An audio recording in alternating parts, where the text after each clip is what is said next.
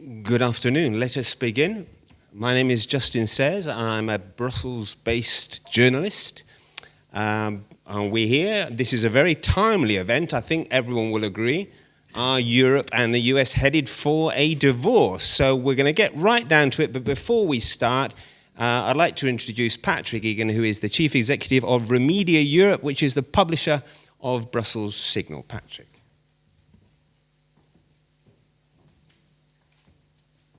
Thank you, Justin. Thank you.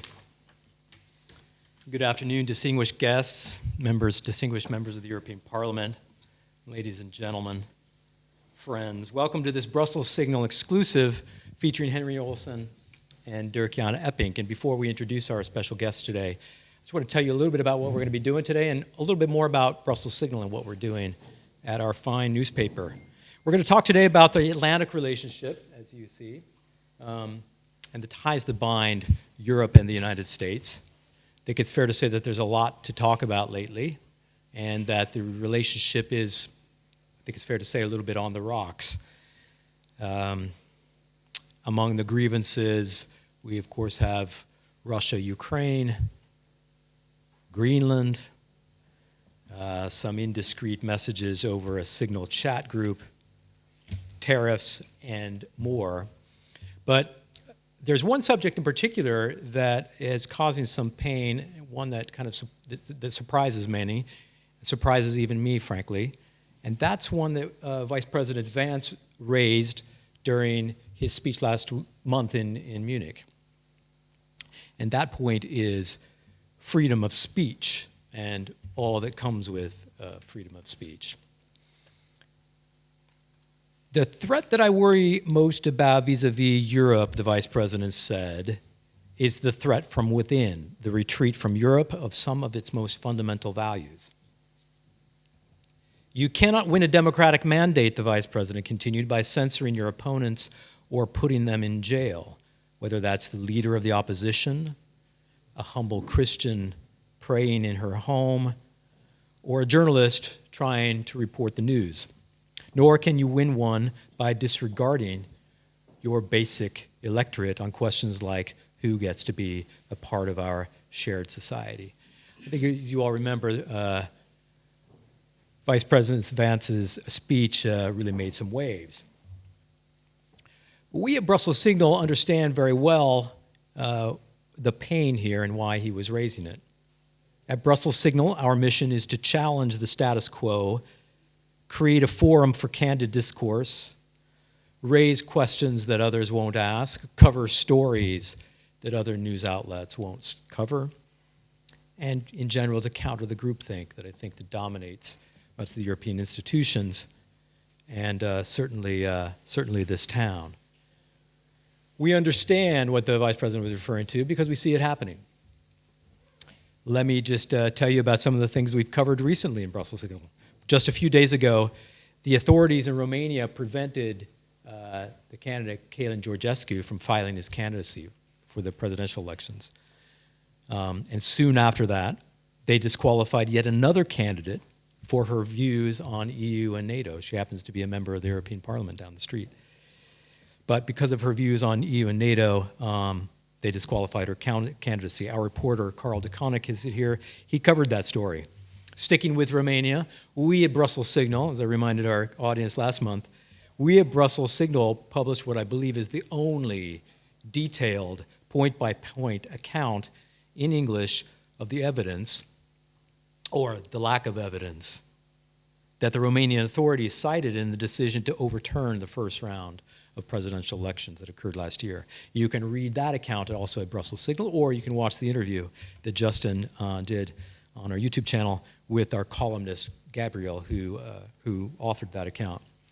Just last week, our reporter, Anne Laure, covered a story alleging that the European Parliament, its executive bureau, has been restricting funding to right-wing parties by selectively enforcing the Parliament's own rules. You can read also about the Orwellian story. There's another story by Carl, truly Orwellian story about a judge in the Netherlands that ruled against one of the large newspapers on an editorial because its grammar could lend itself to misunderstanding or misinterpretation, and actually has ordered the paper to publish a disclaimer or a clarification because of the grammar. We published a story last week about a Polish court that ordered an anti-abortion march to be shut down because it featured a picture of a fetus. It's not just our coverage that tunes us into this freedom of speech issue at Brussels Signal. We get it too because we live it ourselves. We've experienced it. At Brussels Signal, we have been denied recognition as a media organization by the European institutions, despite the fact that we publish original news and original commentary every day. We've been kicked out of office space in Brussels because of who we are. We've been criticized for interviewing the wrong politicians. And that petty favorite, we've been called Russian trolls because we have run articles questioning the effectiveness of economic sanctions on Russia. Maybe it's because unlike some of our competitors in town, we're not on the dole. We don't take any major subscriptions or grants from the European institutions, nor do we run any political advertisements for the political groups, unlike some of our competitors. Anyway, it's a difficult fight, but we enjoy it, and we are very, very happy to have you here with us today. We believe strongly that alternative media is badly needed in these turbulent times, that alternative media is badly needed in this town, in particular, media that challenges the status quo. And if you think so too, we invite you to sign up for our daily newsletter, Brussels Calling. Please subscribe to our YouTube channel and follow us on your favorite social media. And it's because we love to challenge the status quo that we have invited our special guests here today.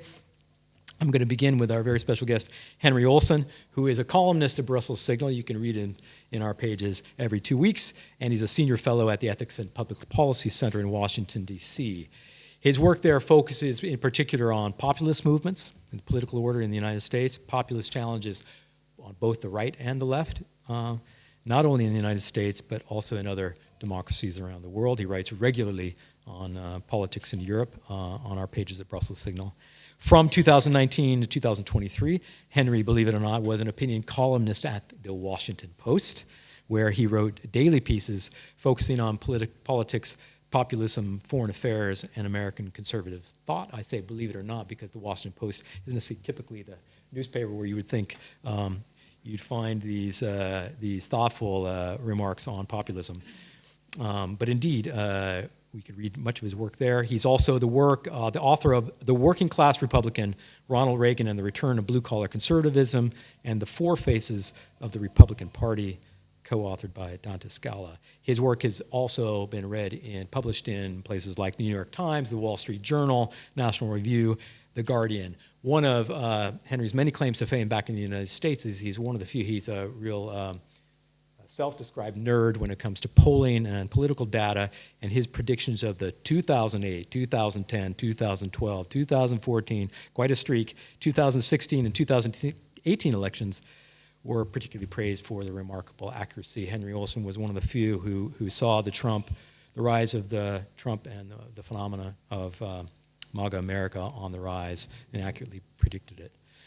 So we're very, very happy to have you with us today, Henry, and we look forward to hearing your remarks. Thank you.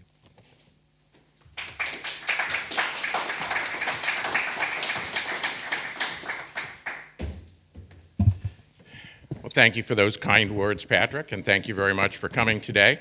I know Donald Trump is perhaps the most famous figure in the world. I'm sure that creates jealousy for the likes of Madonna.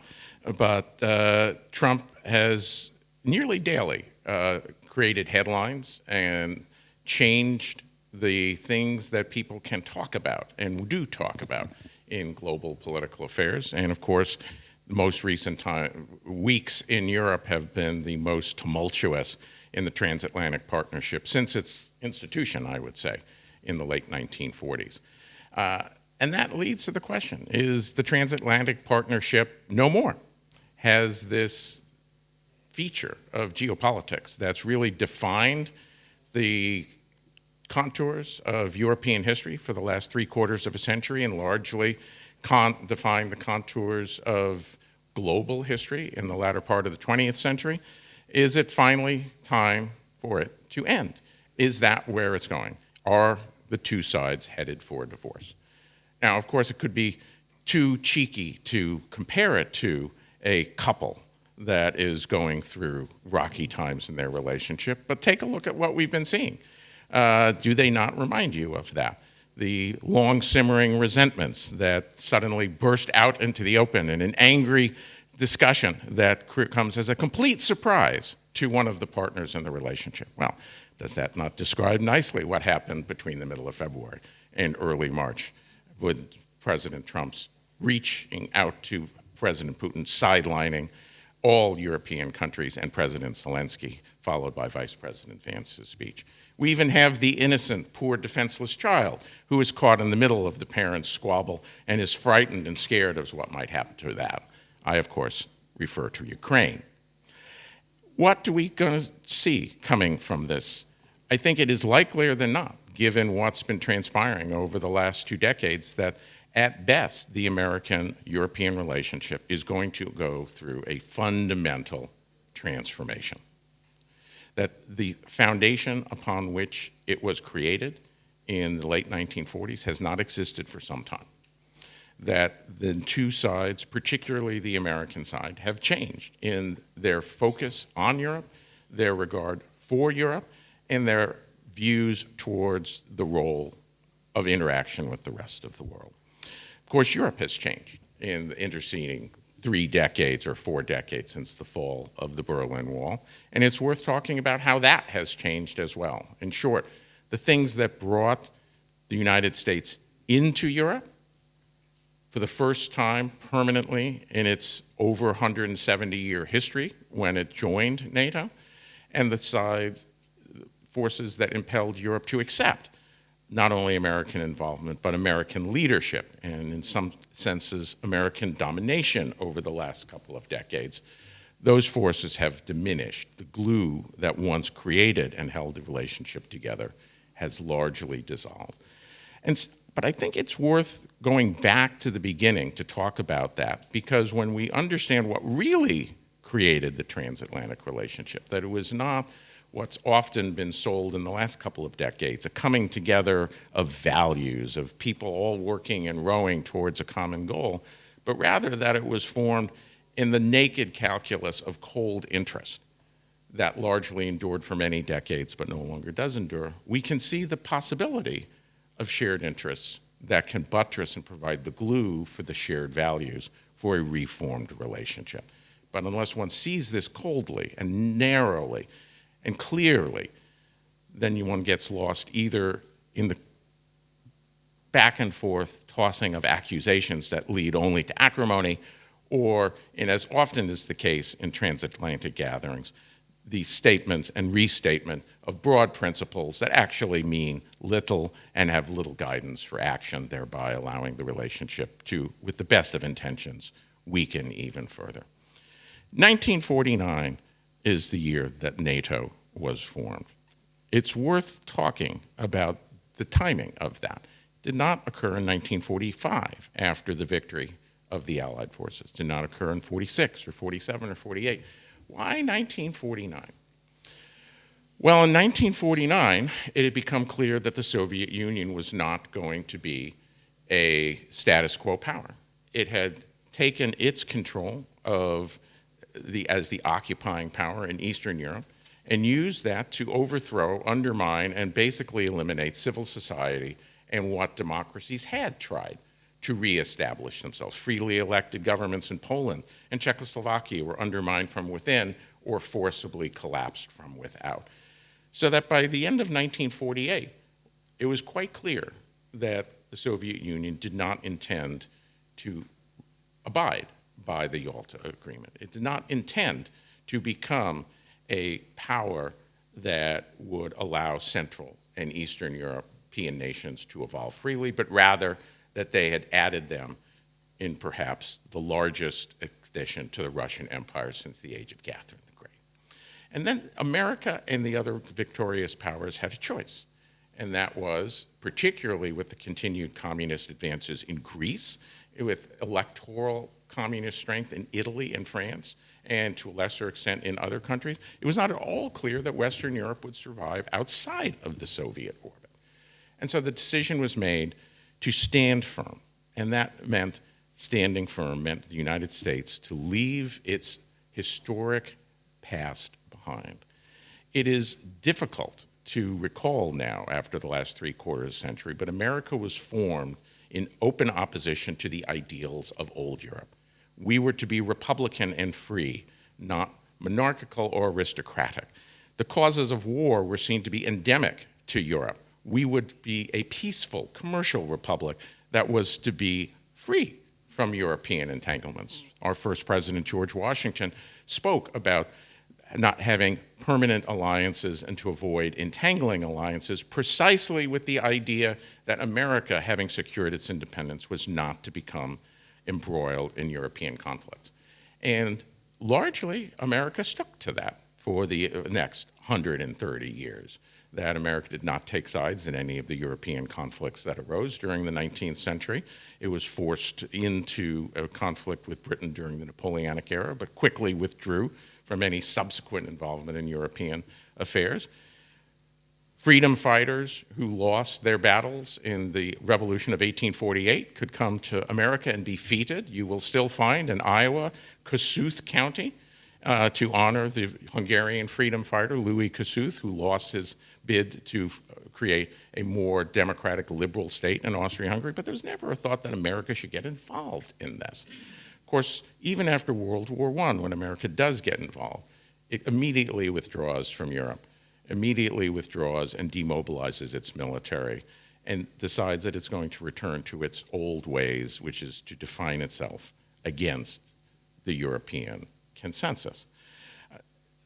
The victory in World War II changes that, because what it comes to understand is that things have changed, that the Atlantic Ocean is no longer an impregnable moat that protects America, that somebody who gains control of Europe can cross the moat and threaten the United States.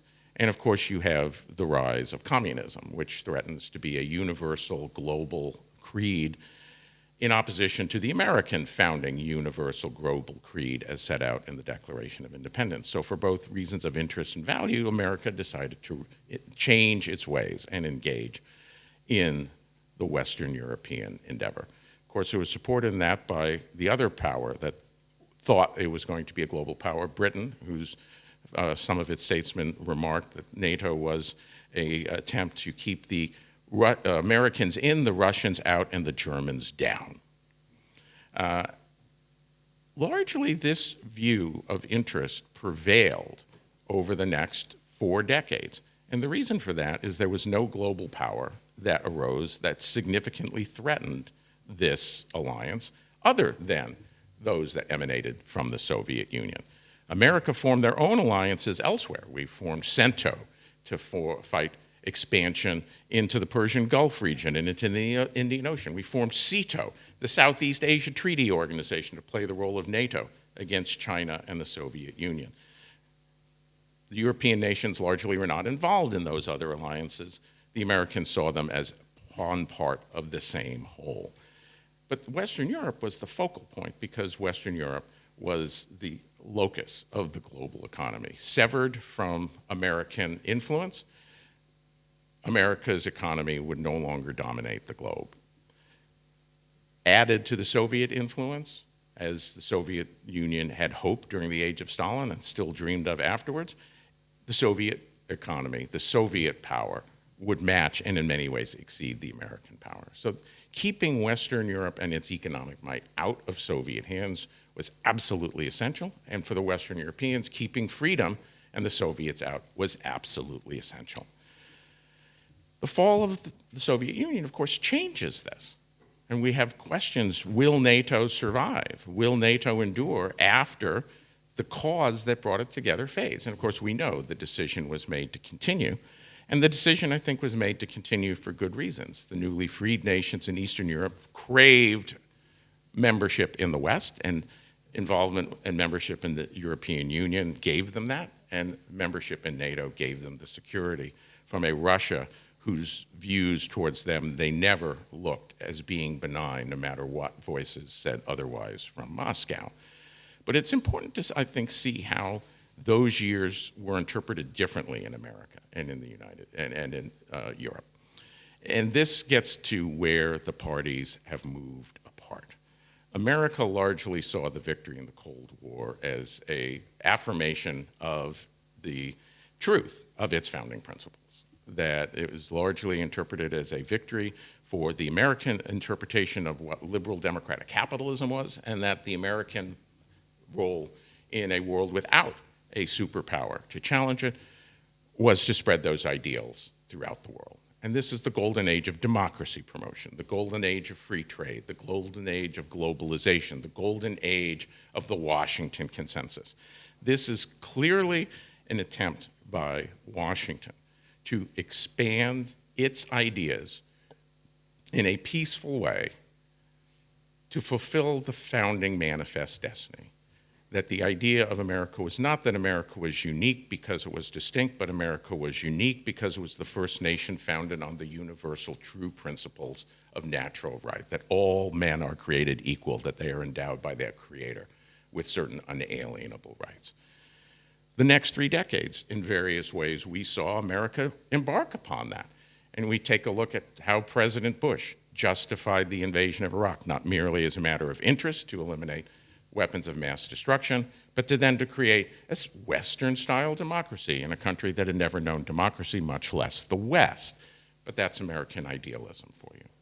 Of course, I don't think the Europeans saw it quite that way, whether they were persuaded to move along or not. The fact is, many, if not most, Europeans tend to see the society you have created as superior to the American version of liberal democratic capitalism. Social democracy or Christian democracy is said to provide a fairer society. Look across the street at the European Commission's building that they're building. They say you'll get more jobs and greater work and a fair society. The criticisms of Anglo-American and usually American capitalism did not simply come from the West, or not simply come from the continent. Britain tended to see its views on particularly things like guns, which are a constitutional right in America, in which the ownership of handguns is largely banned in Great Britain. John Howard, the Prime Minister of Australia, is no European, but he's certainly among the great friends of America. But he has said himself in his autobiography that he thought that American views on welfare were too strict and that European rules on unemployment insurance were fair, or not European, Australian rules, and that he was very happy that he was not bound by a Bill of Rights when, after his shooting in Australia, he felt compelled to ban the private ownership of most handguns outside of gun clubs. Even the most friendly Anglophile leader in Asia thought that the Australian dream, as they call it there, is much superior to the American dream. There's the sense also, I think, in Europe that the end of the Cold War meant the end of the use of force. That now, with the Soviet Union removed, the use of force in international affairs need not ever be pursued. You, of course, notably demilitarized to an even greater extent than the United States, so you could not project force effectively outside of your own powers or outside of your own border for a significant amount of time. But largely, it was the idea that diplomacy and soft power and discussion would replace the use of force. Look at the shock when President Putin invaded Ukraine, that this could happen in the 21st century. And of course, that was shared by some people in the United States. Barack Obama notably told Mitt Romney in a 2012 debate when he was saying to be more concerned about Russia, he said the 20th century called and they want their foreign policy back. For President Obama, the idea that hard power, naked force was a serious part of foreign policy was, if not an anathema, a curiosity, a relic that a mature, progressive mind would set by the wayside.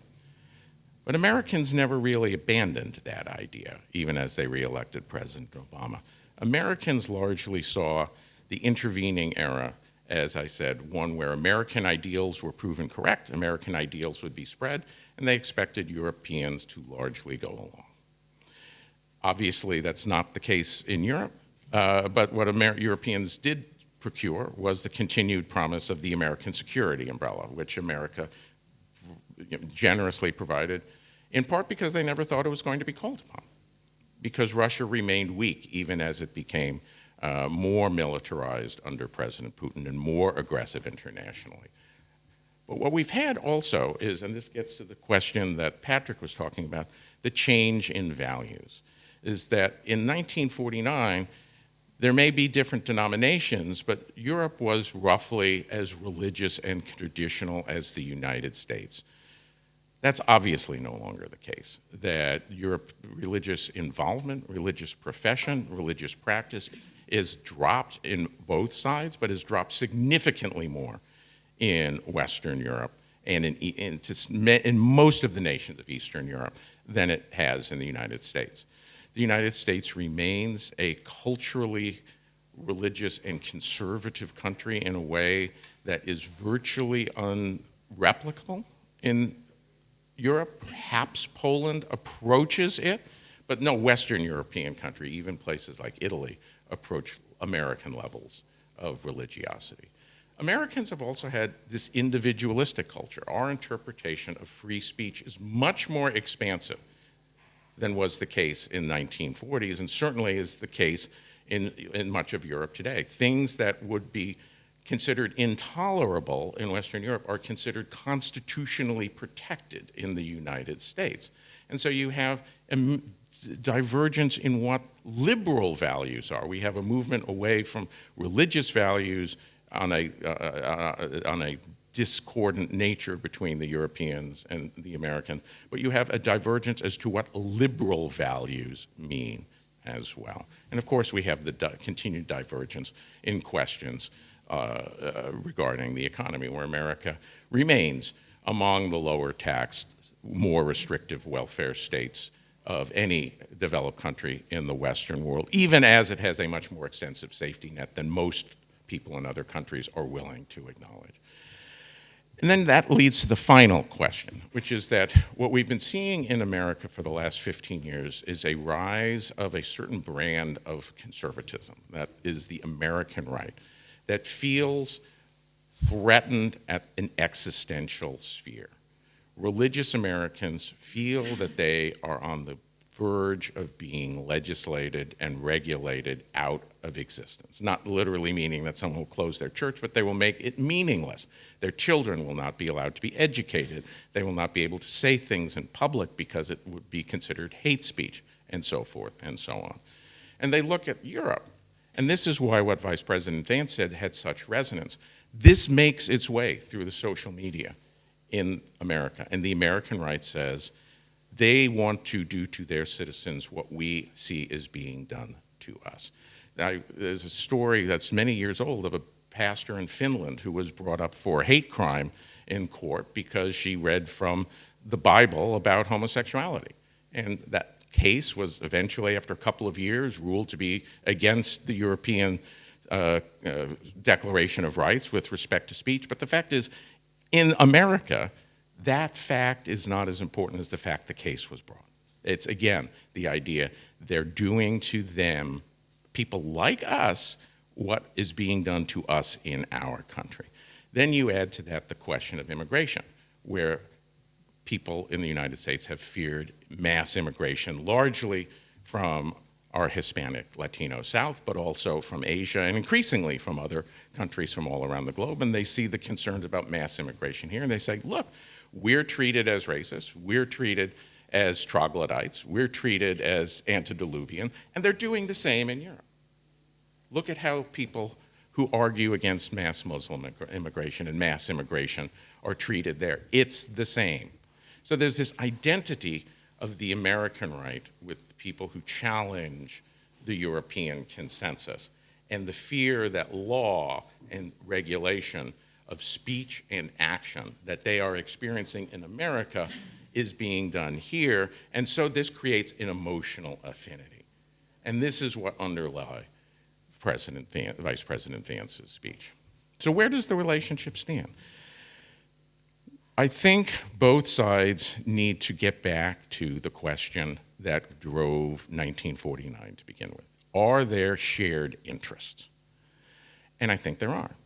America may be less threatened by Russia, but Russia is still part, although there are some elements of the right that want to convince themselves that Russia can be turned from its authoritarian path. There is no history, no evidence from President Putin's 26 years of power that he has any interest in doing it. This is a man who early upon his ascension to presidency said that the collapse of the Soviet Union was the greatest geopolitical catastrophe in the 20th century. The very thing that Americans saw as the legitimization of their own founding creed was viewed by the president of Russia as the greatest geopolitical catastrophe of the 20th century. A and B do not create C. So Americans largely do, and even Republicans still largely see Russia as an adversary and enemy. They have very negative views of Putin, no matter what you might hear here. That is largely what polls show. But they clearly fear Russia less, and we fear China more. We fear China more because we have interest in the Pacific that Europe does not. We have allies in the Pacific that Europe does not.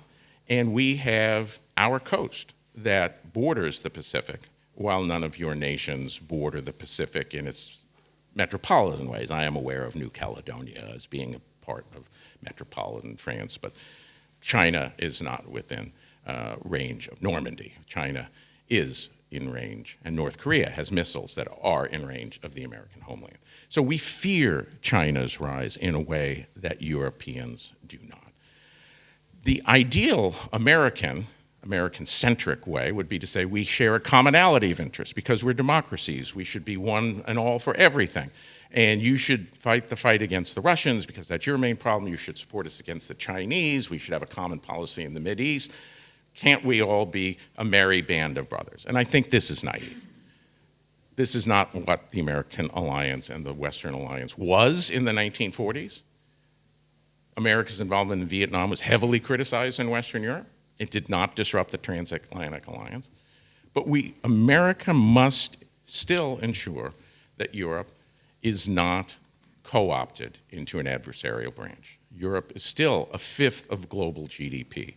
Europe is still the most home to the most technical industrial economy outside either other countries in the West or China and that area. To let Europe fall away and into an autocratic sphere of influence would be deadly to American security. The history of modern warfare is that absent genius on the battlefield, victory goes to he who produces more. That ultimately is why we won World War II, is that the Axis powers may have been led by brilliant generals, but they could not overcome the material advantage of America, Russia, and the British Empire combined. So for narrow material interest, America must maintain a relationship with Europe.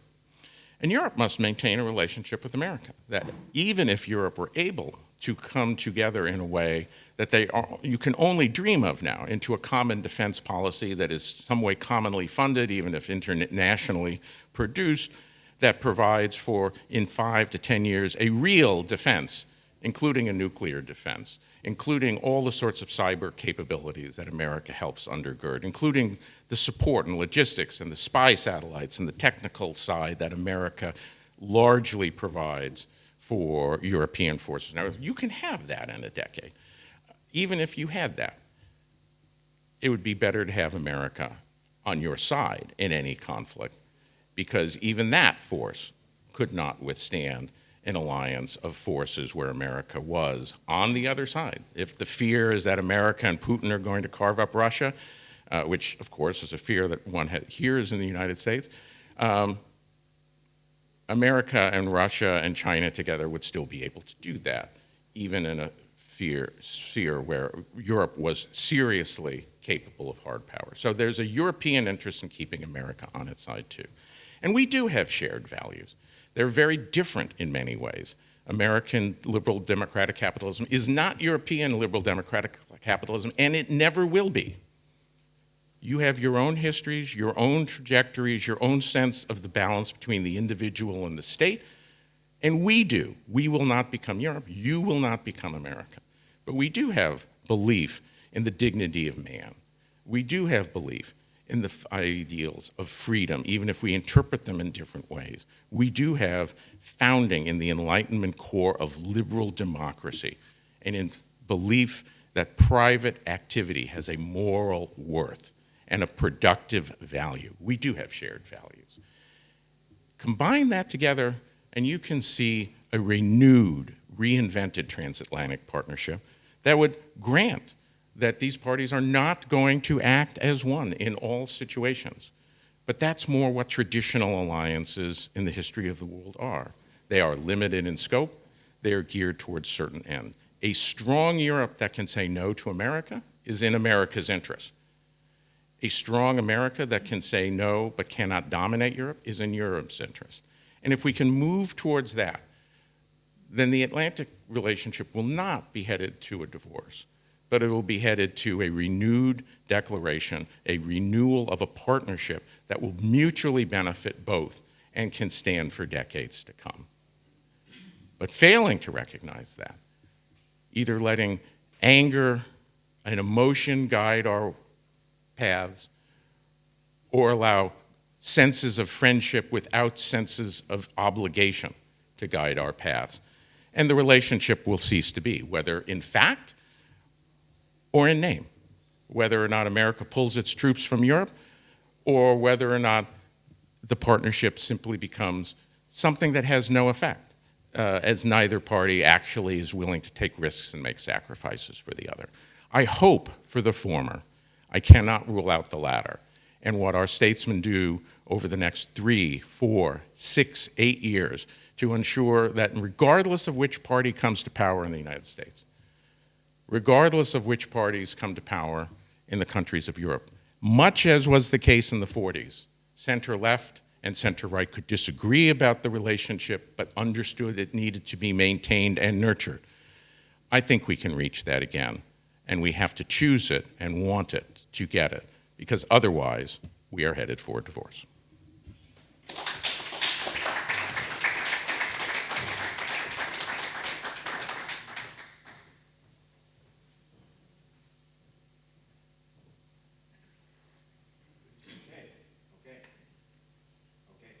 Is that good? There we go. Okay. Thank Mr. Olsen. Yeah, you can stand or you can sit. It's entirely up to you. Okay, go ahead. That was great, Mr. Olsen. That was fairly optimistic. Thank you for those remarks.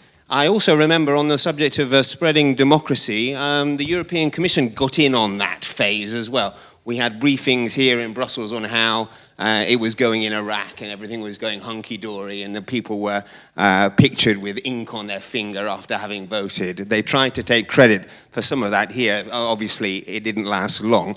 But let's move on to the response to what we just heard. Derk Jan Eppink. Now, I know Derk as the author of Life of a European Mandarin, which was just one of his works. He is a columnist, author, and former member of the European Parliament and Dutch Parliament. He knows Brussels very well because he has worked in the cabinet of not one but two commissioners. And he has had a political career covering both the Netherlands and Belgium, has worked on as a columnist for publications across the world, and has published how many books now, is it? How many books have you published?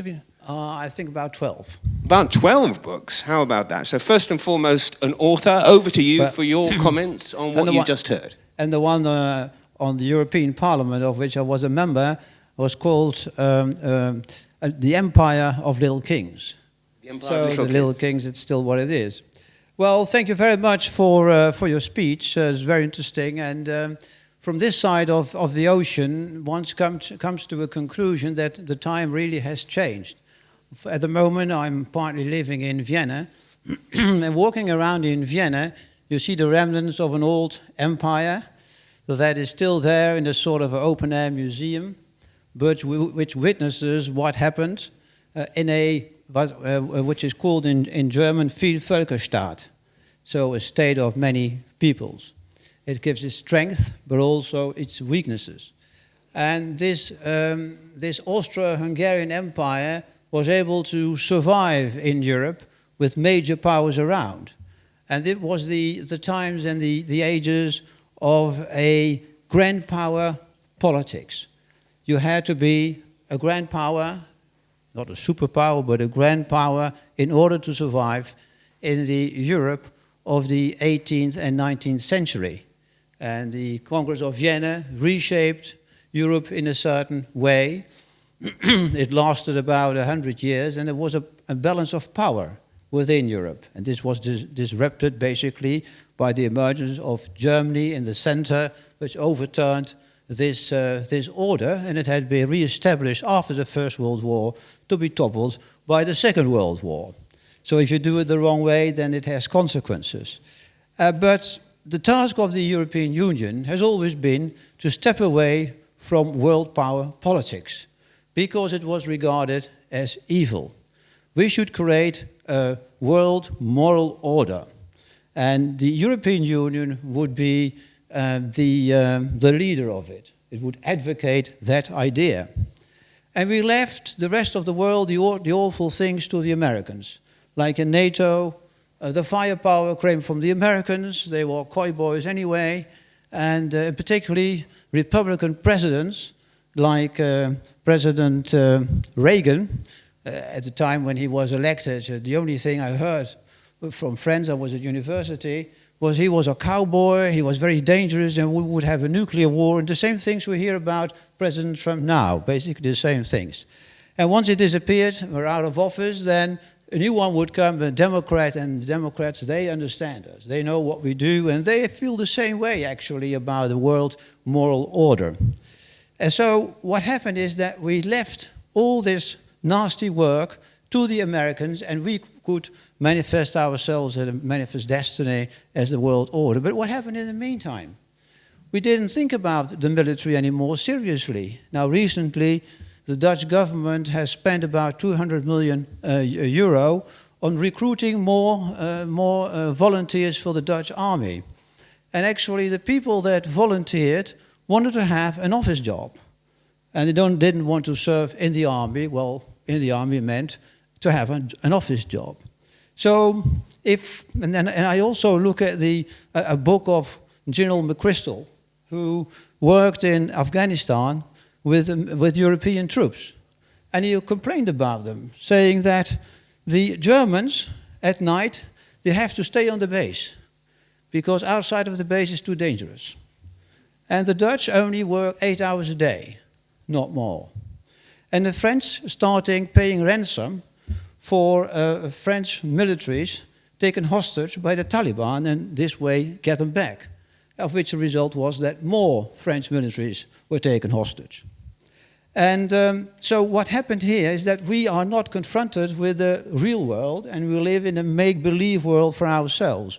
And this is very clear if you work in the Commission or you're a member of the European Parliament, and I actually had the privilege to be both. It's the same idea. So you've got one resolution after the other, European Parliament, on how to reorder the world. We are the example. We are leading. We are the moral leaders. We have an African Union which looks like us. So that's what we are doing. And all this then collapses after this whole idea, after the election of President Trump. When I lived in the United States, I lived there for 7 years, and I was a columnist. And I decided when I resigned from the commission voluntarily. I was not sacked, by the way. But I was thinking about what I'm going to do in New York, what I'm going to write about. And I thought, I'm going to write about Republicans, because we don't know much about them. They're sort of a secret, an alien people we know very little about. And they are scary to many people in Europe. And I went to, for example, the CPACs, several CPACs in Washington, the Conservative Political Action Committee, or conference rather. And there you get into the building, and the first thing you see, you can subscribe to the National Rifle Association. I thought, that's weird. You know, that would never happen in any Dutch political conference. You can sign up to a military organization. You would be arrested for that. And you had these speeches, rally speeches of conservatives referring to Bible, to old ages, and etc. And it was clear to me that Republicans, the conservative stream in the Republican Party, is a different world. We like Republicans like Father Bush, because he was a country club Republican. This was still okay, but his son was already much worse. The world, in fact, these were two worlds apart. The European one, I lived in, I reported on, and the American one. And this now came to a rupture. I'm not amazed about that either, because in 2014 to 2016, I was a columnist and I reported on the election campaign, which turned out to be the election campaign of later President Trump. And I wrote that Trump, can he win? And I said, yes, he can. And people were very angry. How can you say this? It is impossible. It is mathematically impossible. You are lying, etc. And when I was on the radio, I again said, oh, he can't win. Yes, he can. And the lady on the other side of the world, of the microphone, was silent. Do you believe that? Can it happen? You are frightening us. And this, you see here, the differences between Europe and America visualized in the reactions of people. In fact, there were, in the political leadership, were two different peoples with a different mindset. And if we then continue to what happened now with the election of President Trump, I'm not amazed that this happened. We could see it coming, but we didn't want to see it. And we could see coming that the Americans would say, you have to spend much more money on your defense. Actually, we left that to our friendly uncle on the other side of the ocean to do all these nasty things. But now we have to do that ourselves. But this is also very difficult, because we don't have a real European army. And if I look at the descriptions of General McChrystal, McChrystal, there you see the difference and the variations, that if we would create a European army, we would have the same thing as a European Parliament. We would have an empire of little kings. Everybody is protecting its own army, its own strategy, its own weaponry, etc. And the end result is not a European army. It is a rucksack of armies, in a sort of a dad's army, for those who know the series Dad's Army in the UK in old days. That will be the result of our own army. So it is and the world has not changed in terms of world politics. We have a different, I think now manifestly, a different world order, the world order of politics. There are some people saying, and was a member of the Dutch Parliament, some members said, yeah, Russia wants to go back to the 19th century. I said, well, listen, Russia never left the 19th century. The 19th century has always been on the mind of the Russians, particularly in the Soviet Union.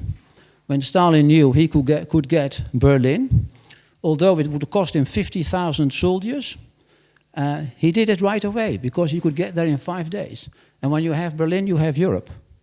And we have Germany, you are commanding Europe from the inside, from the center. And this is the price, he doesn't care about it. 50,000 is nothing. So this is the mindset of Russian leaders. Chinese leaders are slightly wiser, because they are not that reckless. And they move tactically, slowly, but methodically towards becoming the strongest economic power of the world. This has always been their plan. I remember that it was in European Parliament. We had a lunch session with Mr. Van Rompuy, the president of the EU, and he was very favorable about China. And I happen to know China fairly well, like Russia. And he said, you know, China is trying to become like us, like the European Union. And I said, well, I'm not so sure, Mr. President, whether that is true. China has its own agenda and its own history, and will act accordingly, and will at a certain stage stand in front of us, much bigger and taller than ourselves. We could not believe that, but it happened, and I think it has already happened. So if you look at what does it mean about NATO, will NATO survive? I think it will. On the 24th of June, there is a NATO summit in The Hague. I'm actually living in The Hague. And when you walk through The Hague, there are big pamphlets, very big, all over the place. NATO summit, very important. Pictures of the participants, except for President Trump at the moment, because I'm not sure whether these pictures will survive. But the Secretary General of NATO I know very well. Some people here in the audience also do. I know Mr. Rutte for over 30 years. At the start, when I was a political editor of the newspaper NRC Handelsblad, he was a young, ambitious president of the the Association of Young Liberals in the Netherlands. And obviously, he called me because he wanted to be in the newspaper, because it's the only way to get on in politics. And I said, well, how can I put you in a newspaper? Do you have anything to say, to report? And then he came with all sorts of odd ideas, and which only enraged the leadership of his party, which was Mr. Bolkestein. And he went on, and I wrote about him, and by time he got more disciplined, he became party chief and prime minister, of which he served for over 12 years. Now, he's a very nice man. He agrees with everybody he talks to. I hear some people recognize this habit. And he is friendly. He gets along with everybody. And it's important to have now at this moment somebody who understands what's going on. Firstly, because he really believes in NATO, he always did. He was always interested in British and American politics, not so much in European politics. And he will be able, I think, to keep the people, the group, together. Because he will be, you know, the American president is famous for the fact that he's short of patience. And these are things, these small human interest things that Mark Rutte understands very well. And he knows how to make sure people are comfortable, and he should not be too nasty towards Mr. Trump. Then the same will happen as Mr. Zelensky did. And you know, it does happen, apparently. And he will be able to keep the club together. But I think also because there are underlying interest to do so. I think furthermore that in the Congress, there are many supporters of NATO, of the alliance. Certainly with the Democrats, and also with a big share of the Republicans. Perhaps a few not, but there will be strong support for it. So giving up NATO will not be easy. Will cause a lot of rupture in American politics, and I think it will divide the Republican Party, so this is a very difficult path to go. But in the meantime, NATO has to change, and the Europeans will have to pay their share. And this is something the Japanese already do. So it's one of the reasons why they are not criticized by Trump, because they pay the presence of American troops in Japan, and we don't. So perhaps this is something that we have to do. Well, President, this is more or less what I wanted to say, and I'm waiting for further questions on this very good and interesting topic. Thank you. Thanks, Derk. Come and sit back. Hello, right, okay, that was great. Also, fairly optimistic. I think I'll be opening up the floor to some questions. I know that at least our reporters will have some questions, but if you start thinking now. But meanwhile, Henry, let me play devil's advocate just for a second. Denmark at the moment, obviously, there's a lot of pressure on Denmark over Greenland. We have the vice president in Greenland at the moment. France offered to station troops in Denmark, in Greenland rather. The Danish Prime Minister thought it was a bad idea because it might excite a few people on the other side of the Atlantic. But what my point is, isn't there a danger of escalation here? All it would take is an accident, someone shooting someone perhaps, even by mistake, and the wisdom or the common interests that you've outlined might fall by the wayside. I mean, isn't President Trump playing with fire?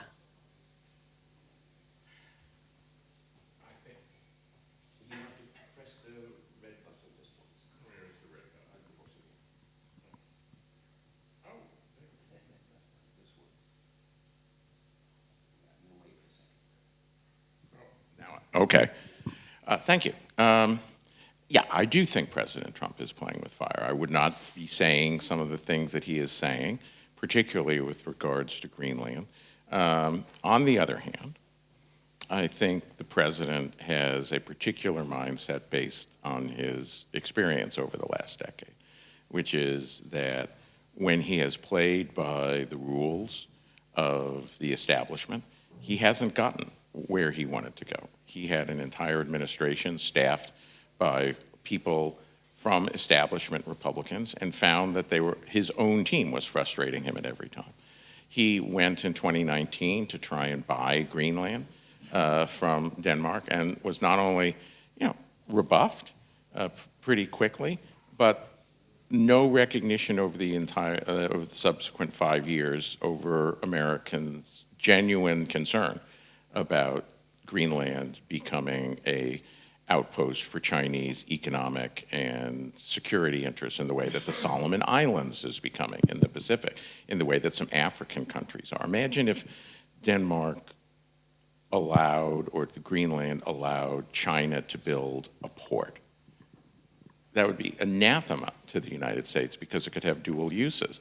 No indication that Denmark understood the gravity of the American security concern. So I think for Trump, he looks and says, I tried it the nice way.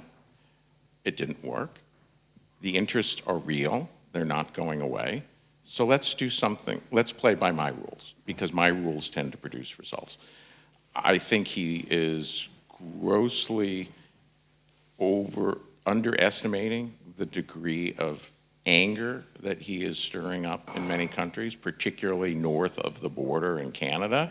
I've noted Trump writer Daniel McCarthy recently wrote a piece saying Trump is turning other nations' nationalism against America by an overly aggressive interpretation of America nationalism.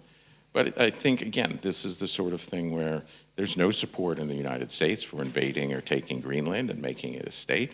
If Trump were to actually act on that, I think it would be difficult to find generals who would follow his orders. And I think it would be a political catastrophe for President Trump. But what the bluster has done is forced Denmark to already announce that they're going to spend more than €1 billion for Greenlandic defense. It's forcing them to take it seriously. And I think ultimately that's what Trump wants, rather than the acquisition of territory. But I think he could have gotten it with a lot less bad blood. And that is something that unfortunately seems to be a feature, not a bug, of his first 2 months in office internationally, is that having taken the world by storm in the last decade, and in his mind, largely won and largely been proven right, I think he is being hubristic in his approach to the rest of the world, when he could be aggressive and less hubristic and have much more likelihood of success, because he wouldn't be creating the anger and the hatred that his acts and his words are creating. You touched upon bad blood. Those were your words, Dirk. Isn't there a danger that he will lose all of Europe? Obviously, the right wing, as we've reported on Brussels Signal, was very happy when Trump was elected, in that they saw him as an ally. But since then, I think even the right in Europe is having second thoughts. I mean, I have interviewed 1 or 2 politicians on the right who are not happy, obviously, the Danish MEPs in particular. But with the subject is a divorce. I mean, there seems to be a lot of bad blood on this side of the Atlantic now. Wouldn't that suggest that a divorce is possible, even if, as you said, there is lots of support for NATO, but there is a growing sense of bad blood? I think in my talk I tried to note that it was very possible, but it wasn't inevitable.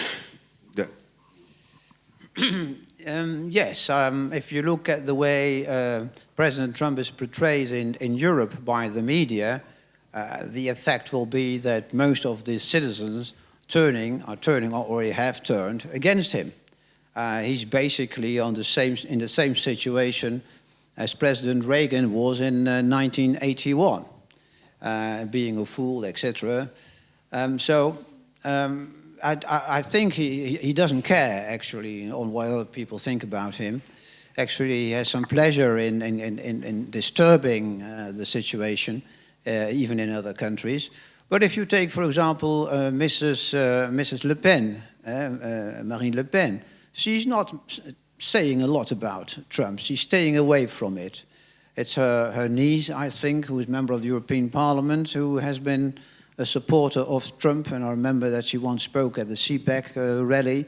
But generally, Meloni is careful. She has to be more careful than she used to be, particularly in this situation of Greenland and Canada as well. Because what Mr. Trump is doing, is also dangerous to the political position of the Canadian Conservatives. Mr. Poilievre, a beautiful French name, by the way, and he may lose the elections for that reason. So the right in Europe is careful. In Germany, AfD has had the support of Elon Musk, who's been advocating AfD. Vice President Vance has been doing the same thing, more or less, by meeting Mrs. Weidel in Munich after his speech. But it's also something the AfD is aware of and is careful in not overexposure of the Trump factor, because it works against them and it works against the right and conservatives in general in Europe. And you were also fairly optimistic about the survival of NATO, but then again, if you look at some of Trump's recent remarks, wasn't he talking about downgrading fighter jets just in case allies of today become adversaries of tomorrow? I mean, that's not if you're a NATO member in Europe, that's not a good sign. I would go and buy French jets, surely. Yes, or British or whatever. But if you look at the conversation that has now been published basically in the newspaper preceding the attack on Yemen and the Houthis, I think that there were also it shows a lot of frustration of the current government with Europe. We are doing this for Europe, not for ourselves. What is Europe doing? Europe is doing nothing. Basically, they will criticize us for whatever reason if we do something wrong. So this frustration sticks very deep with the conservatives. The conservatives, as I know them from the conservative movement, the MAGA movement, because they are mainly voters from parts of America that are not so much related to Europe. So the Democrats, as you know, on the East and the West, have lots of ties with Europe, and then the center much less. And therefore, they are probably more or less impervious to all these remarks that Trump gives, but they may be much worse in Europe. And Henry, historically speaking, obviously, the US has gone through isolationist periods. Is essentially this what we're seeing now, a return to isolationism? Because the whole Greenland-Denmark thing would suggest not. It would suggest that the US is still interested in the North Pole and some kind of rearrangement of the world order. On the other hand, the US is disengaging from Europe. How do you see the big picture? I think it's an open question what Trump's final aim is. Certainly there are many, many people in his administration who want to focus on the rise of China as the primary security threat to the United States, and that means economic activities to reduce the ability of China to use Western technology to improve its military. Tariffs would have the effect of slowing China's growth, and anything that slows China's growth makes it less likely that they will be able to continue the dramatic and rapid increase of their military capabilities. So within the administration, I don't think there is the desire to be isolationist. President Trump, I don't think has a grand strategy. I think he has a overarching view of America having certain interests, and he tends to view commercial relations as a business person would. That he doesn't like the idea of large, sustained trade surpluses with large countries, and he doesn't care about the effect on the alliances, and hence is why we have this question of Canada. But he also has neo-isolationist impulses, and he has neo-pacifist impulses that he doesn't really, he will engage in, and I think would be serious if he felt he needed to, serious use of American power to destroy or seriously damage another smaller nation, like Iran. I don't think he wants conflict with Russia or China, and that is something that, if they grasp that, could be used to weaken the American position. So this conflict within the administration as to, are we trying to confront China? Are we trying to pay for peace at any price? Is our primary interest with our allies military, or is our primary interest redressing the balance of payments? This will be an ongoing question within the Trump administration. And I don't think Trump himself has a grand strategy in mind. But with respect to Greenland, he doesn't see it as a complicated question. America has an interest there, and if you can't provide that interest, we're going to provide it for ourselves. And no more Mr. Nice Guy, letting things happen, as he sees it, letting America be taken advantage of and ripped off by pretending that this is mutually beneficial when it in fact is one-sided. That would be his way of talking about the situation of Denmark and Greenland. Yes, I would like to add something to it, because there's a difference between how Europe regards the war in Ukraine and the United States. And this is one of big power politics, because America is looking at a relationship with Russia as a major power. There are three major powers, more or less, in the world: the United States, Russia, and China, and therefore is giving in more than the Europeans would wish.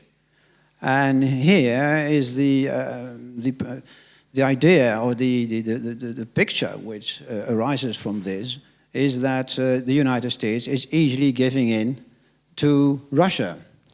And particularly if you speak to people in the Baltics. I used to serve in the cabinet of Mr. Kallas, who is the father of the current vice president of the Commission. So I remember her as the daughter. The Estonians, they are traumatized by the years of the Soviet Union, the Russian Empire, and whatever. So they have a very staunch position towards Russia. In fact, their worldview is dominated by their attitude towards Russia. There's nothing else in that, which you also find back in the policy of the vice president of the Commission.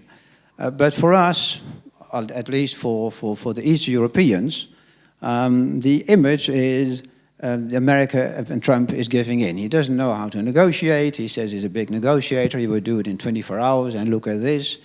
He's making mistake after mistake. He can't do it. But his view is, I have to work with Russia. I have to be nice to Putin, because otherwise I cannot just treat him like Zelensky, because that's the end of the negotiation. I have to give in here and there and to build one brick after the other. I think that's his idea, with a view on China, because China is the main competitor in world power.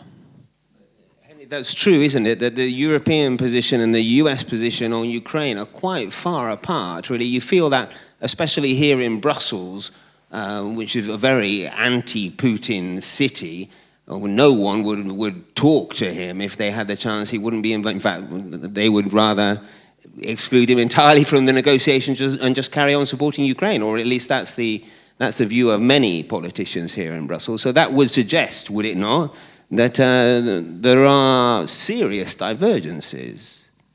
There are serious divergences. I mean, I did not mean to say that they do not exist.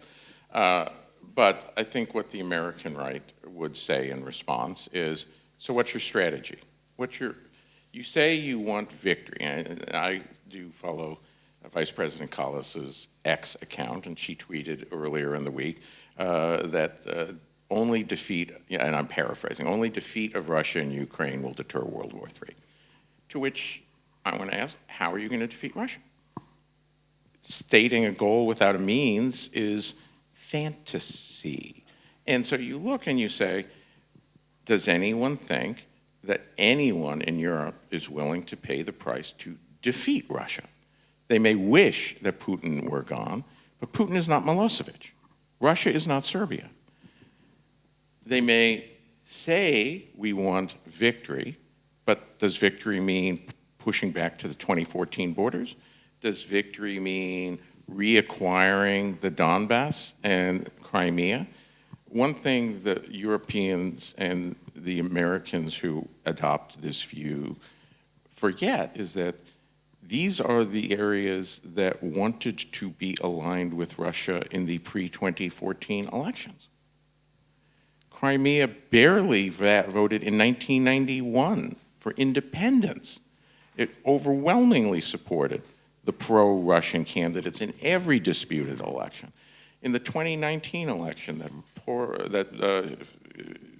brought Zelensky to power, the unoccupied parts of Donetsk and Luhansk voted for the Russophile candidate in the first round, after the invasion. Why do we think that victory, if victory means reasserting the territorial integrity of pre-2014 Ukraine, will come at an easy price? Who's going to procure it?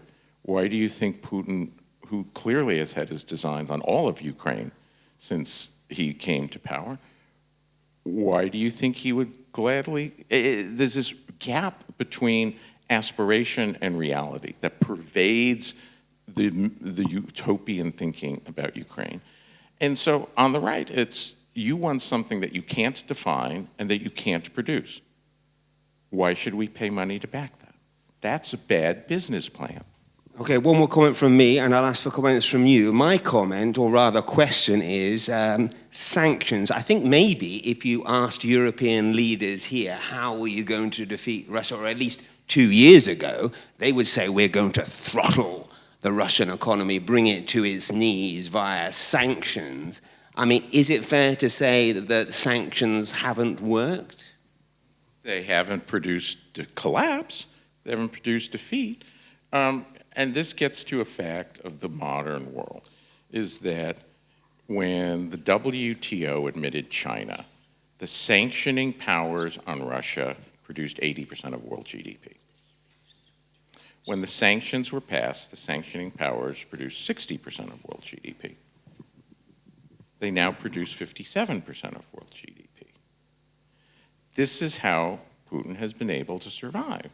That it wasn't a matter of the old transatlantic United States alliance being able to exert a global dominance and forcing the rest of the world to its will. The rest of the world has the means now to resist. And so India, Saudi Arabia hasn't sanctioned. None of the Gulf states have. Israel, the American right adores the Israeli government. The Israeli government has never sanctioned Russia because they see Russia as a stabilizing force on its border. They also have 10% of their population and 15% of their Jewish population are Russian emigres. Netanyahu campaigned in one of the most recent campaigns with pictures of Trump and Putin on his billboards. Okay, so I think it was a shock to these powers that the rest of the world didn't fall into line. I think it was a shock that there was enough economic power outside of the Western world that Putin could, along with his own plans that were clearly many years in the making to sanction-proof his economy, could provide the war economy that would be able to fight Ukraine. He probably wouldn't be able to fight a united NATO with the sanctions in place, but to fight a country that's 1/3 of its size, that has an indigenous military capability that is a fraction of Russia's and that relies on uncertain outside support, yeah, he can keep that up for a while. But it's a fundamental fact of Western life, of global life, that the world that has pertained for the 3 centuries prior to the 21st century, where a united West could essentially work its will on the rest of the world because of economic and technical superiority, no longer exists. And if the European Commission doesn't want to recognize that, then it is again pursuing fantasy without the means to accomplish it. And I am not a personal defender of Donald Trump's, I won't even use the word diplomacy, international statements, because I think they have been attempting to damage our own interest in the last 2 months. But he does seem to see the correlation of forces in a clearer way than many people in the United States and their allies in European capitals. Did you want to say something on that? I would like to say a few words on the sanctions, because I was a member of the Dutch Parliament when the invasion took place, and everybody was, or most parties were strongly in favor of sanctions. Sanctions will change the situation, sanctions will get Russia on its knees.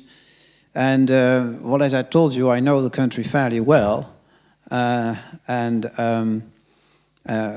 I know from experience that Russia is not an isolated country. If you look at the map and you look at the countries that cooperate with Russia, it's basically two-thirds of the world.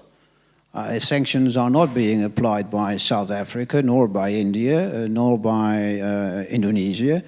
All these countries are just trading with Russia. And the most important product of Russia is raw materials.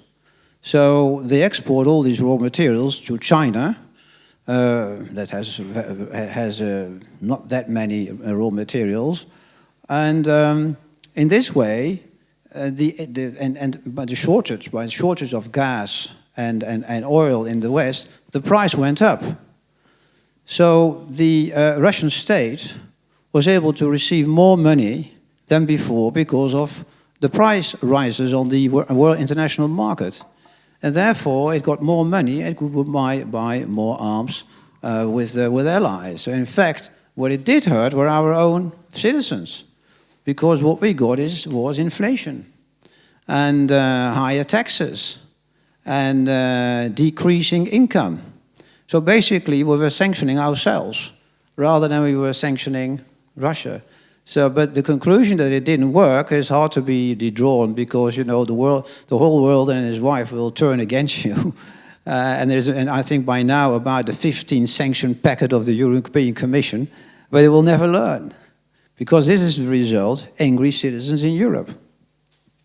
Okay, let's have a point or a question from the audience. Mary Ellen here. Do we have a microphone for Mary Ellen? Thank you, Claire. Is it on now?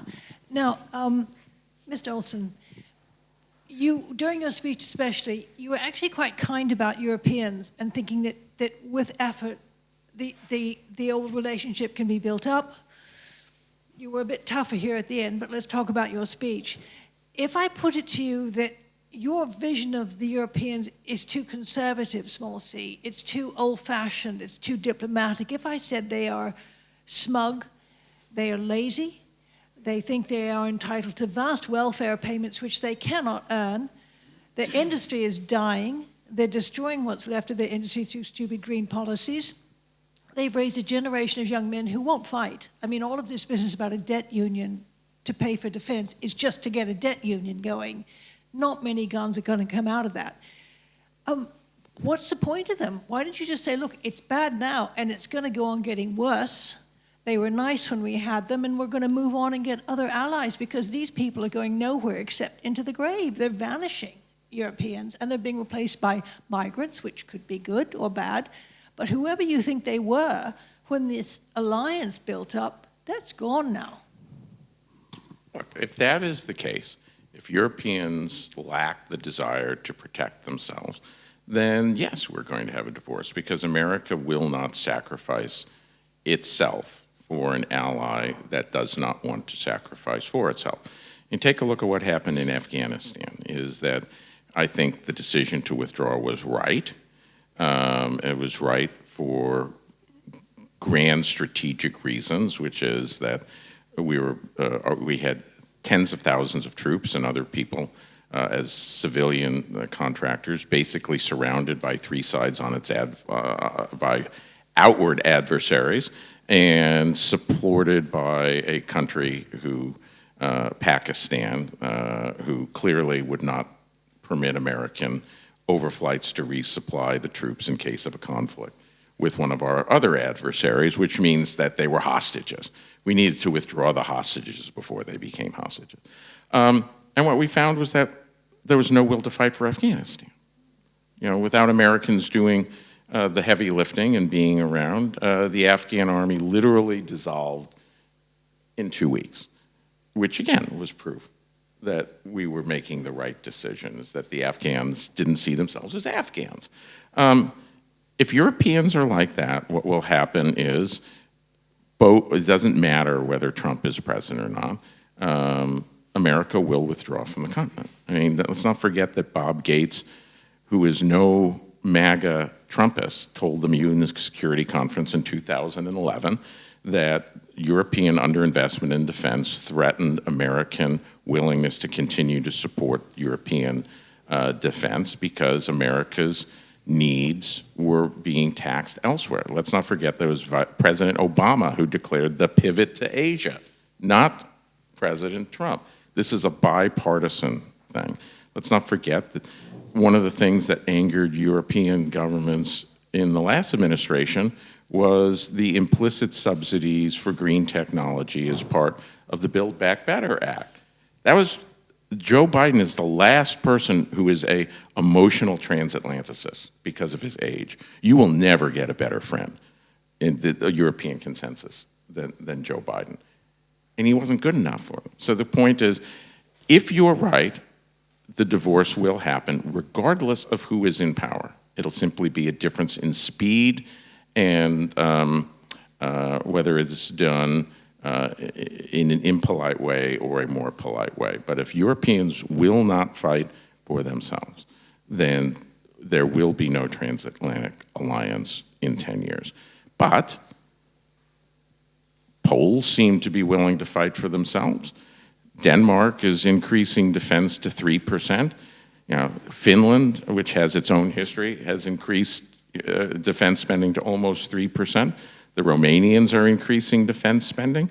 The Swedes, historically neutral, have joined NATO, and their defense spending is over 2% and on the rise. That suggests that maybe there's a willingness to fight, even in a place that has many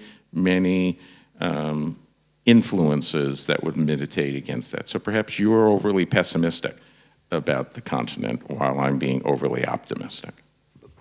Isn't there a danger, though, that we treat Europe as one blob here? Because obviously those countries, that's very true what you've just said, but the Poles will fight, but they won't fight in Ukraine, for example. The Poles have already said that their troops are staying put. And then also Italy has said they're not getting involved at all. And as I understand it, the opinion in Spain is somewhat similar. Isn't there a tendency, especially from an American perspective, to treat Europe as one country?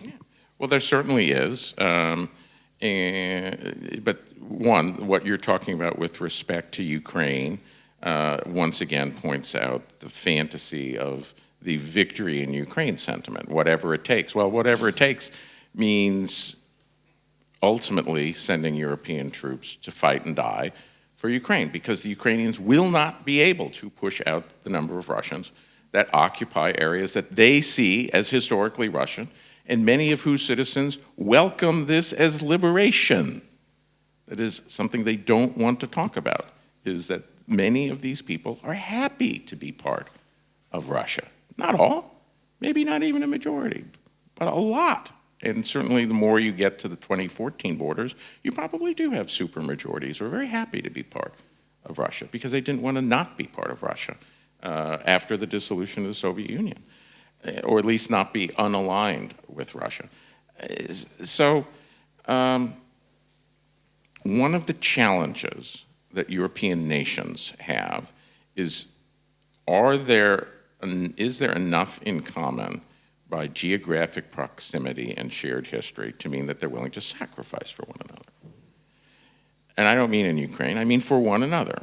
Spaniards and Italians don't want to go to fight in Ukraine. Will they fight in Poland? Will they fight in Finland? Or will they fight Russians as part of a multi-front war? If the answer is no, then the European Union is a fantasy, as anything other than a free trade bloc. Not that the European Union has a collective defense, but the whole project has been to create an idea that we are not primarily, or you are not primarily, a member of a nation state, but you share enough in common that you should think of yourselves as Europeans. And this obviously hasn't succeeded anywhere near to the degree. But you also now have an arguable threat in a resurgent Russia and a weakened military. If you cannot see the threat and that cannot see that the Netherlands has an interest in defending, in keeping the Russian army as far away from the Rhine, or as far away from the Elbe, or as far away from the Vistula as possible. This is the choice that the United States faced in its infancy. Would Georgians fight for Vermonters, for New Hampshireites? And what happened was the acts of the British Crown between 1763 and 1775 convinced disparate colonies with very different cultures, slave owners in Georgia and militant Puritans in Boston, that they had a common interest. And Georgians did fight with Massachusetts people for the common interest. And that's what created our country, is the common enemy produced a recognition of commonalities that were sufficient to overweight the differences to create the idea of the United States as America as opposed to the 13 colonies. This is the choice that European Union now faces. If it cannot meet it, you will be divided and conquered. Would you send your son to fight the Russians in Estonia, Derk? As a father, it is always a difficult question, obviously, because I'm not deciding that for him. That's something he decides for himself. But I think that people in Western Europe are not eager to go to Eastern Europe and die for whatever sake. There is not something like a common European identity. This is the fantasy of the European Union, more or less. It's one of the dogmas, but it's not true. It's like Santa Claus. It's very nice to believe in it, but in the end, as a child, you find out that he doesn't exist. It's a bit of a bad day because there's no presents coming in anymore. But if we look at Europe as such, what is Southern Europe worried about? Which is immigration. There are two wars raging in Europe, and there's a Southern front and there's an Eastern front. And I think the Southern front is more dangerous than the Eastern front, because the Eastern front, the Russian army is not strong.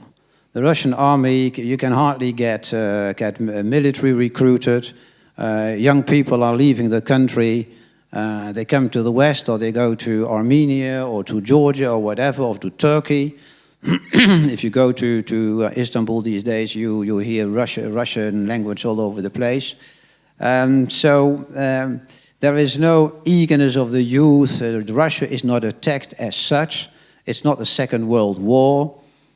Stalin could easily recruit people. Either you went to the front or you went to Siberia, so it was a choice. But if you look at Italy, Spain, Portugal, they're not worried about Ukraine, they're worried about Northern Africa and the invasion of Islam. And that's where Vice President Vance was right. It is one of the biggest problems, but it is not discussed openly as the issue of Russia is discussed in Europe. It's rather neglected because it's uncomfortable, it's not politically correct, not allowed to talk about it. But if you look at the numbers coming in, then we are culturally changing of population or of identity, of national identities within one generation, if we allow this to go on like now. And that will not be the case with the situation in Ukraine. I don't see Russia coming in and etc. Russia, by the way, has 6,500 nuclear warheads, so what are you trying to do? And therefore it will act like a major power and stay back from what is achievable, but it will keep, and that's the same what Stalin did. You know, you remember, probably you don't remember, but at the time Churchill went to Stalin to negotiate on what to do with Eastern Europe. And he had an envelope or something, and the division of influence spheres were written down. It was mostly so 50-50 or 60-40, you know, Poland and Czechoslovakia, etc. And Stalin said, yes, it's okay, you know, but then he rushed to Berlin, and it was simply 100-0 for Stalin, because where the Russian army puts its feet, that's where Russia is. And that's the perception of Russia with regard to Ukraine. They regard it as their territory, their citizens, their culture, and their history. So one has to keep that in mind before you start negotiating. You have to know what is the mentality and what are the thoughts of your opponent. And if you do not know, then you rush into difficulties and conflict you were not awaiting. But the knowledge and the cultural and political knowledge of your opponent is the first thing you have to know. And we know very little about this because we don't want to know. We stand in front of the mirror and we're just wondering and admiring ourselves. Yes, sir, you. Thank you very much. Márton Gyöngyösi from European Christian Political Movement. Mr. Olsen, you very eloquently described the coming into existence of NATO in 1949 and the underlying reasons being, if I jotted it down correctly, one of them being that Uncle Joe, as Roosevelt called him, realized that the Russians are not going to leave Central and Eastern Europe after the war, and the second one being that the United States was built and constructed on the ideal of something in opposition to old Europe and against the hegemon. And don't you think that now that we know that Russia doesn't abide by the rules of multilateralism and doesn't regard the Budapest Memorandum as an agreement that it should abide by, and it has made clear in 2021 in December its new military doctrine that it considers the post-Soviet and the post-socialist countries as its spheres of influence, that basically nothing has changed since 1949, and the legitimacy and the founding reasons for NATO are still in place. Nothing has changed. I personally agree with that. I have thought that Putin was a revanchist and was elevated to power by the Slivlocki precisely to do this. Let us not forget the reaction of Boris Yeltsin to the undeclared war over Kosovo. He sent Russian flotillas off the Adriatic. He sent Russian troops to Pristina to protect Russian interests in Serbia. And I do not think that there has ever been a willingness in the Russian military complex to recognize the permanence loss of the former Soviet, and in some cases most cases former Russian state. Obviously some parts of Ukraine were not part of Tsarist Russia before 1945. But most of these areas were part of Tsarist Russia. I don't think they've ever recognized that this is not, these areas are not historically bound to be ruled directly or indirectly by Moscow. So then the question, though, is what does one do in the face of that? Certainly, the European leadership, and I don't mean the Commission necessarily, I include people like Chancellor Scholz, like President Macron. Who can forget the picture of President Macron talking with Putin in the weeks before the invasion with this absurdly long table that made him look impotent? He believed he could reason with this man. Scholz believed he could reason with this man. The Americans were viewed as is often the case, as unsophisticated people who don't understand how sophisticated people work. And of course, this again underlines the Trumpian view. Well, guess who was right? If what you would argue, though, is that because Putin ultimately will not abide by a deal in the long term, he'll certainly abide by a deal in the short term if he thinks it's to his advantage, much as the North Vietnamese abided by the treaty, the Paris Peace Agreement, as long as it got the Americans out. And then the next year, 1974, they restarted the offensive, banking that a weakened Nixon, weakened by Watergate, would not be able to support the South Vietnamese forces, and they reasoned correctly. What do you do about it? There is no prospect of anybody wanting to fight in Ukraine, absent the introduction of Western boots on the ground to say this far and no forward. There is no likelihood that Ukraine can win this war.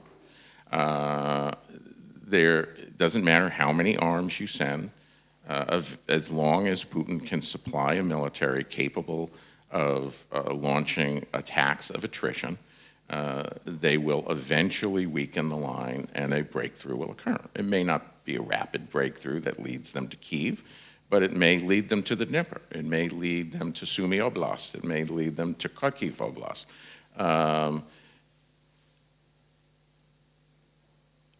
So then the question is, if there's no will to win in the West, and if Putin will not agree to have a long-term settlement in Ukraine that maintains an independent Ukraine, how does one negotiate this difference in a way that maximizes Western interests? And what I would say is, first of all, let's not forget that Donald Trump is the man who walked out on Kim Jong-un and humiliated him when there was negotiations to denuclearize Korea.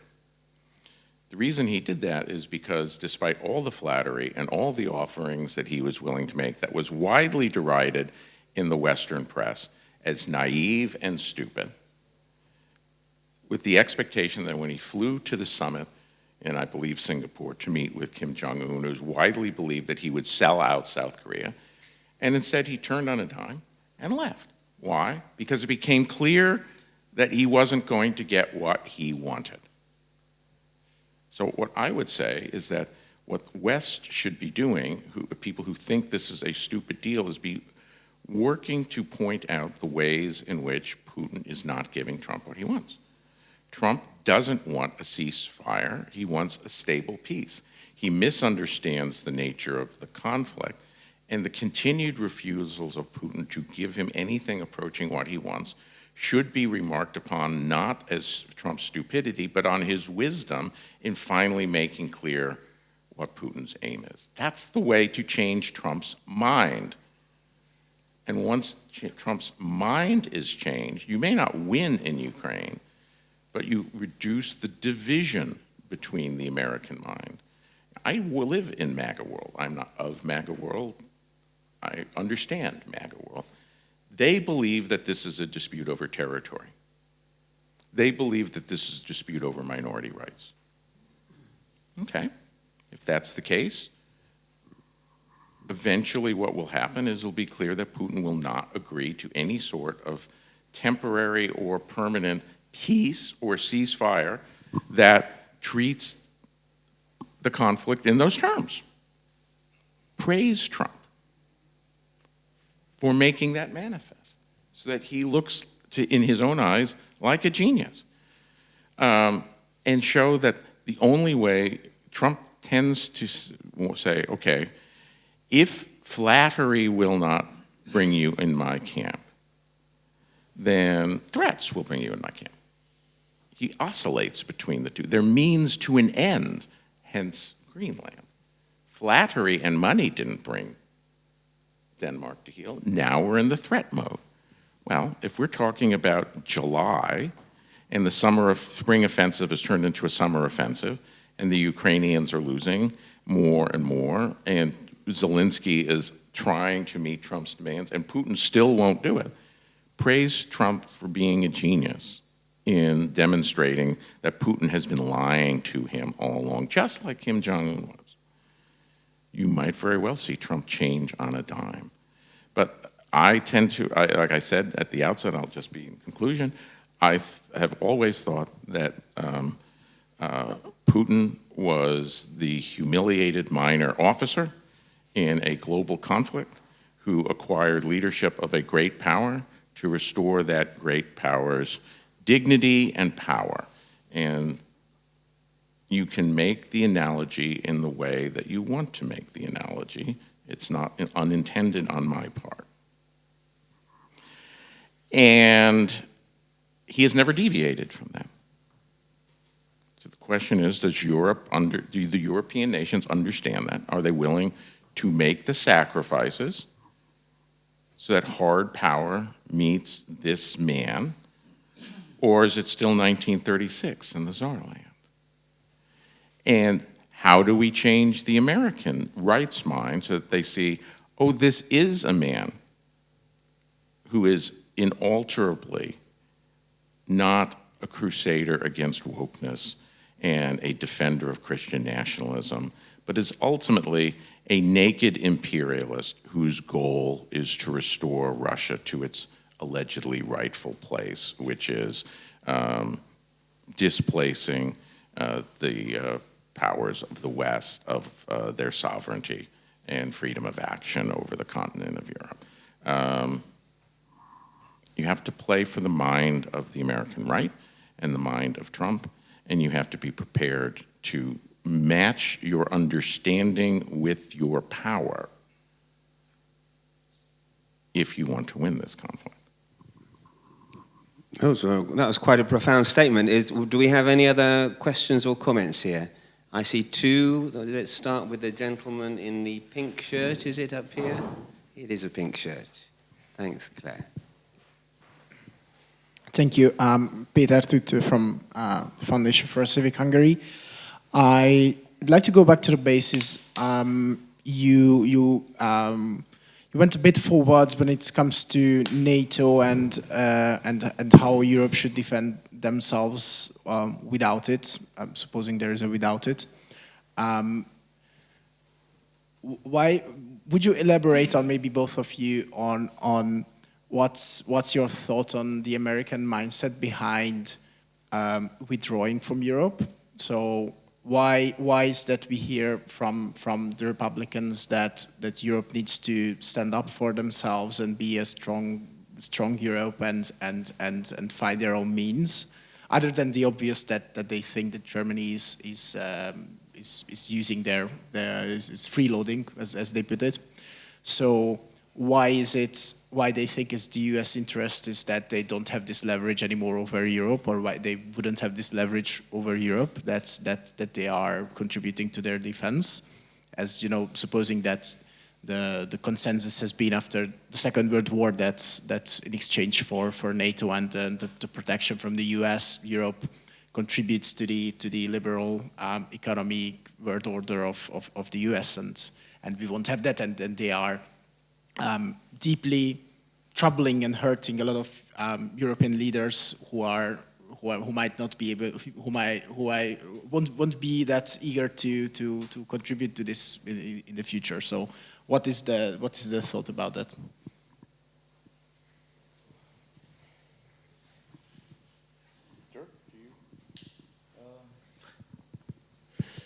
Let me first look at Europe and the possibility of Europe turning in the direction that you have just outlined for all of us.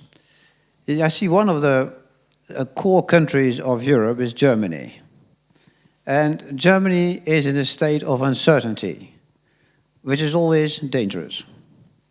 Because if Germany is uncertain, wrong things are happening. And if you look at now at the current situation in the German parliament, it's basically a hung parliament by a center-right leader hung by the left. And he has decided to make a huge amount of debt, 1 trillion euro, and he remains dependent on the left. Now, if you look at public opinion in Germany, they are very strongly anti-Trump. I have never seen any other country in Europe that is as opposed to Trump as Germany. Public opinion, also the political elites, etc. And if I now look at what is going to happen, and they have taken all this debt of 1 trillion, and at the same time, they have written in their constitution that that Germany should be climate neutral in 2045. You don't have some sort of a law nobody bothers about, like you would make them in France. It's written in the constitution, and if Germany writes something in the constitution, it can be enforced by NGOs preparing a court case and make sure that certain investment cannot be made. So it will make Germany economically weaker. It will happen in a few years' time. Germany will not come out of this hole. It will get a lot of debt, and debt rates will increase, interest rates will increase, and the debts will become very expensive because Germany is not producing growth. It's being deindustrialized, basically, in this government. And I'm curious to find out what is the position of Germany on this whole issue. I mean, there's a British position which is always like trying to bridge Europe towards the United States and the other way around. The French position is clear. It's enlarging itself through Europe. French leaders speak about Europe, but they mean France. When they speak about the European initiative, it's a French initiative.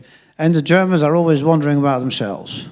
Who are we? What should we do? What is morally right? It's a congregation of reverence. And it induces to the Atlantic debate an element of uncertainty. You will find that Germany doesn't really know what to do and is opposed to the United States, and then starts talking about, oh, we can do it ourselves. And smaller nation states around Germany will say, oh, please, no, not you alone.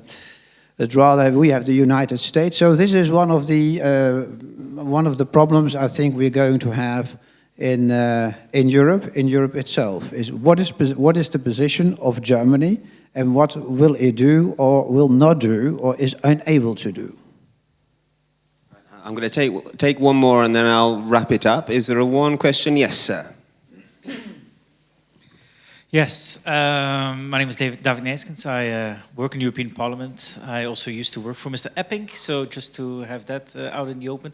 And I also sometimes talk about US politics.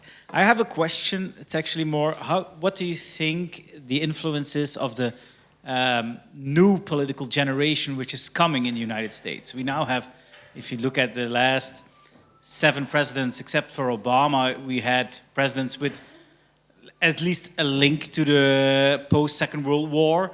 Now we have, if you read the book of J.D. Vance, Trump talks, his history is Germany. His grandmother comes from Germany, I think, and his mother loved the Queen of England. If you read J.D. Vance's books, it's only about Kentucky. I mean, how do you see what the influence of the new generation, political generation, people who were born in the 70s, end of the 70s and beginning of the 80s, how this is going to, what this is going to mean for the transatlantic relationship? This is actually one of the great, in Washington, if you meet people on the right, there's a huge age divide on questions like this. The younger you are, the likely you are to identify with the new right on foreign policy and on domestic policy. And it's because of the difference in experience. You know, I am old enough to remember the 1970s, and being a political nerd, I was already politically active in my teens. But I remember the fall of Saigon. I remember the election of Ronald Reagan and the nuclear freeze and all the things that led up to what ultimately become the fall of the Berlin Wall and the collapse of the Soviet Union. To have those memories of the time when the United States was not a dominant superpower, you have to be somebody who was at least born in the early 1970s. This young generation does not have that. So their experience on the right has been failed interventions in pursuit of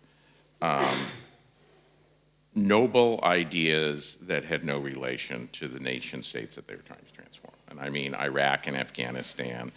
And so their reaction is, if my generation's reaction was, how do we fight and beat the Soviets? And my parents' generation was, how do we avoid the mistakes that led to the Second World War? Their frame of reference is, how do we avoid more Iraqs and Afghanistans?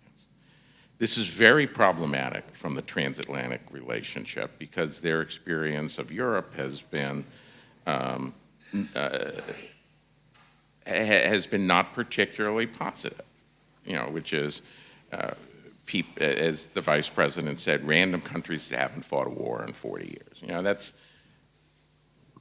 unkind to people who, you know, are countries who did, despite short working hours, lose lives in Afghanistan. I think the Germans avoided combat, but the Danes didn't, the Canadians didn't, the British didn't, other nations didn't. They did fight wars with Americans. They may have had small parts of that war. I think that would be fair, but they did fight. I think for the transatlantic relationship, what that means is you cannot, with the young American right, rely on a nostalgic view of the past, because that is not their frame of reference. You have to make the case to these people why it is in America's interest to remain engaged. And that's why I was trying to point out the role of, and which I write over and over again in my columns, is, look, you never want to be in a position in a modern warfare where the correlation of the global economy is against you. You cannot, therefore, let Western Europe become an adjunct of your, or the European Union become an adjunct of your adversary. If it is effectively neutralized, you effectively equalize the global economic playing field between the BRICS nations and a sundered, Pacific-oriented AUKUS in Japan and Korea United Alliance. And the Koreans, of course, have their own domestic pressures. They may not be part of this alliance in 5 years. The right in Korea wants to, but the left in Korea would actually kind of like to find a rapprochement with China. And then you have the question of the American left, that the American left tends to be, on the young side, distinctively critical of Western ideals and Westernism as an end unto itself. You know, is that people who believe that the West is primarily a colonizing, planet-destroying entity, which is not too far from where the young American Democratic left are, have no reason to be engaged in Europe in any sort of military sphere. Happy to engage with you on climate. Happy to and delighted to engage with you to push progressive social values on the global South. Fight a war? Probably not. So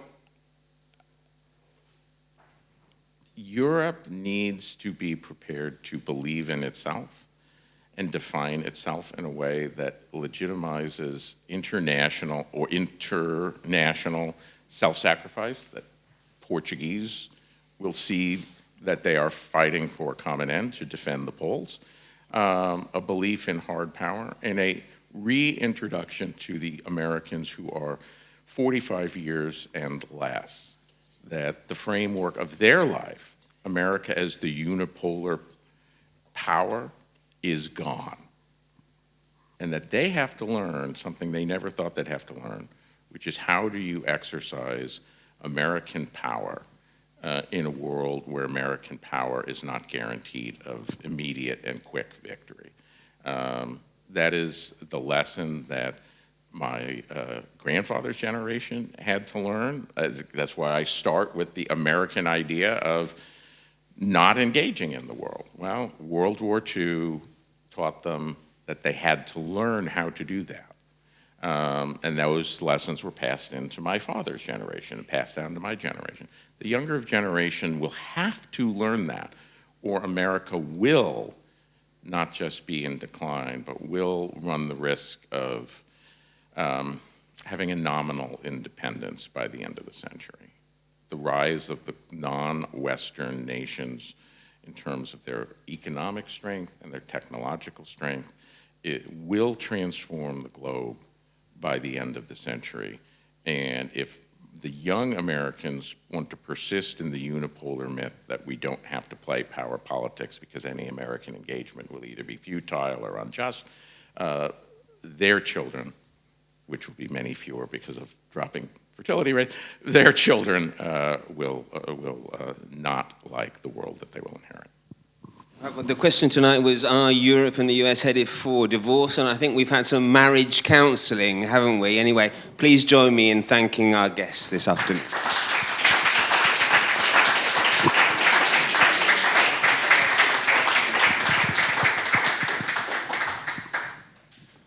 There is coffee outside or fruit salad.